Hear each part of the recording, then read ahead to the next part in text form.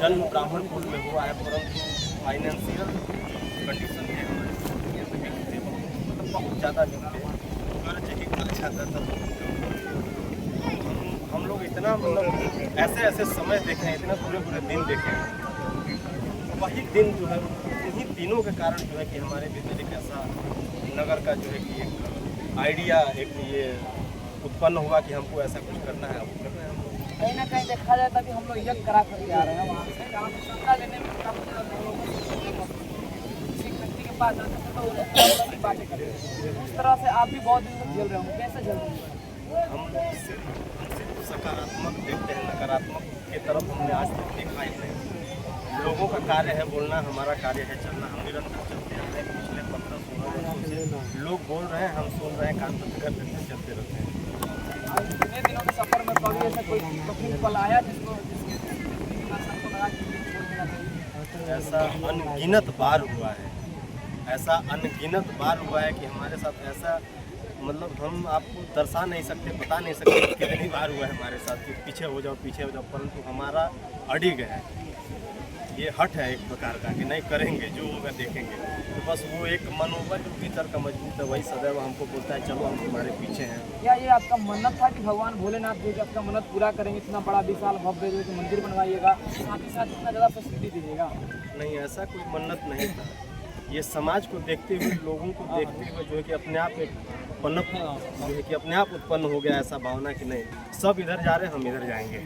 ये मंदिर के देखने के बाद ऐसा लग रहा है कि कहीं से कहीं कॉपी किया गया है, क्या लग रहा है? ये कॉपी हुआ है या फिर अपने तरफ से बना हुआ है? जी, कॉपी तो नहीं बोल सकते हैं, संपूर्ण तरीके से कॉपी नहीं है। उज्जैन का थोड़ा सा कॉपी है, बाकी सारी व्यवस्थाएं बाबा महाकाल की ही है। उज्जैन से ही हम भी प्रेरित हुए हैं, जो भी है प्रेरणा हमको वहीं मिलती है। प्रेरणा स्रोत है हमारे महाकाल जी, और उन्हीं के नेतृत्व में, उन्हीं के आशीर्वाद से जो भी हो रहा है वो हो रहा है। जैसे हम लोग आपसे मिले तभी आप जिक्र कर रहे थे कि मेरे साथ जो है कि भगवान भोलेनाथ साक्षात मिले, उसके बाद से भी मैंने एक प्रण ले लिया कि इतना बड़ा भव्य मंदिर बनाऊंगा, साथ ही साथ इतना फैसिलिटी। ऐसा क्या कुछ हुआ था? ऐसा मुझे प्रतीत हुआ है। देखिए, देखने वालों में विभिन्न प्रकार के लोग हैं।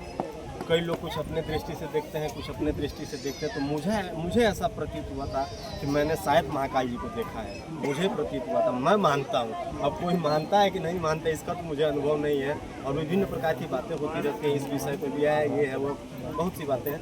और मुझे लगा कि मैंने देखा और मुझे प्रेरणा मिला, और मैं पिछले 15 वर्षों से ये यात्रा कर रहा हूँ। ये जो खुशियाल टोला गांव है, इसमें सभी समुदाय के लोग होंगे, लेकिन महाकाल नगरी इस गाँव के नाम दे दिया जाए तो समुदाय के लोगों के मन में कुछ नहीं खटकता होगा? जिनके ऊपर साक्षात प्रभु की कृपा होती है। यहाँ पहले से ही माता जी का मंदिर है, बहुत भव्य पुराना प्राचीन मंदिर है, और बेलभारी के नाम से जाना जाता है।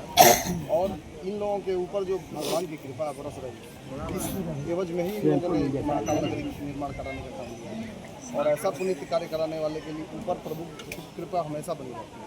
लेकिन कहीं ना कहीं देखा जाए सर, तो यहाँ पे आपके उम्र के, हमारे उम्र के जो भी व्यक्ति होंगे, वो टेक्निकल जो मतलब क्षेत्र में निकल रहे हैं, जो कि चांद पे कहाँ पहुँचे, लेकिन हम लोग जो है कि मंदिर में जुड़े हुए हैं। क्या कुछ लग रहा है इसको? चाँद पे पहुँचने वाले भी धरती पर आकर के जो है अपना काम कर रहे हैं। जी, सम्मिलित होते हैं। और जब कोरोना जैसे महामारी जब हुई थी, उस समय भी आपने देखा होगा कि शहरों से लोग गाँव तक की तरफ आते हैं, और ऐसे अध्यात्म का केंद्र रहेगा तो किसी भी परिस्थितियों से लड़ने का जज्बा हम लोगों के अंदर रहेगा। सर, आप युवा हैं और क्या कुछ कहिएगा इस भव्य मंदिर को लेकर के, आज जो शिलान्यास हुआ?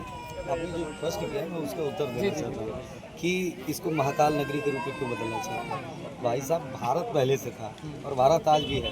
अब ताजमहल कहेंगे कि हाँ ताजमहल से पहचान है भारत की, ये नहीं है भाई। भारत में ताजमहल है, ये नगरी बनेगी, इसकी अपनी पहचान बनेगी। खुशहाल टोला जो है वहाँ उसकी अपनी पहचान है। और क्या है दिक्कत है भाई, फाइल नगर पंचायत में एक नौका विहार बना है, तो उससे पहले हम वहाँ जाते थे, कुछ नहीं था।